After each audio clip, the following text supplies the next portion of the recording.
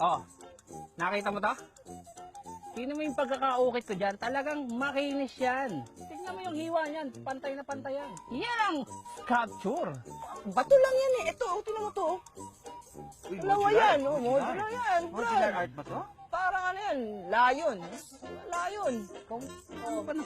Ay, bato lang yan eh. Ay, buti nandito ka, Pap. Sinong mas maganda sa amin ng sculpture? Mas maganda oh. Sabi mo, gumawa kami ng sculpture, di ba? Ayun, ayun oh. Ah.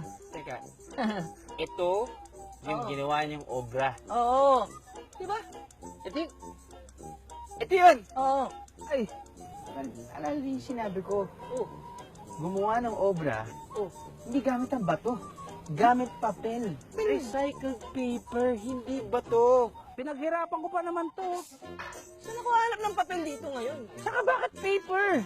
Ano pa? Hindi sa lahat ng panahon, mananalo ang paper sa bato. Ha? Ha? Gaya ko. Oh. Akala ko, malaki na yung papel ko sa buhay niya eh. Pero, bato pala yung puso niya eh.